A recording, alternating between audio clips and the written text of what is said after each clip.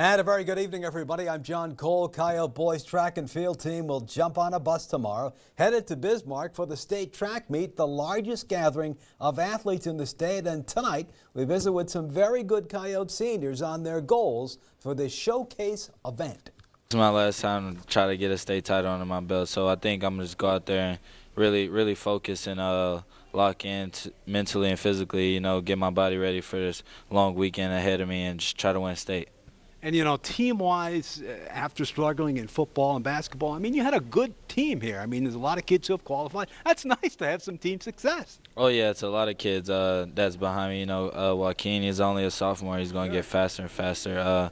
We got Dexter, Coulter, our relay teams. We got Prince as our alternate. It's a lot of fast guys, and we just a good group of kids. Brian qualified WDA long jump. So, us five, we really, ever since I got here, from day one of this year to start track practice, we all been together, so it's great to be able to go out one more time with them boys. This weekend are to get a PR and hopefully place at state.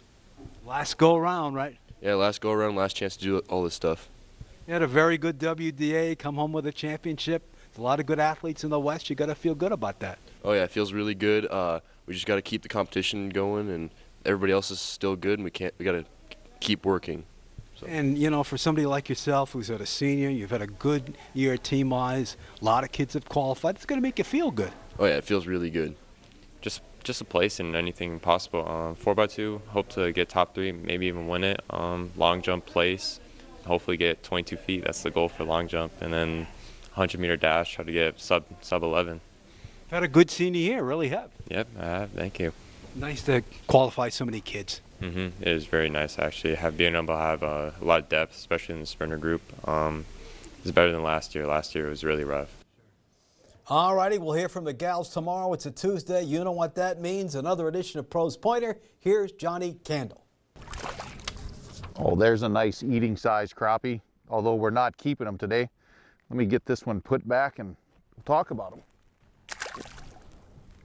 Crappie are abundant throughout North Dakota. We can find them in the upper reaches of Lake Oahe south of Bismarck, Lake Chida to the west, Jamestown Reservoir to the east, loaded with crappies.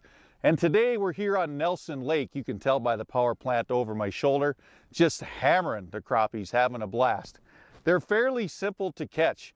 A plain hook, a sinker, and a lively minnow below a red and white bobber's classic. Gets the kids involved, they have a lot of fun. And if you want to go after them with artificials, a jig with a spinner and a plastic tail, maybe a small hair jig, a small tube, usually is all it takes to catch them. And you want to remember, crappies are predators as well.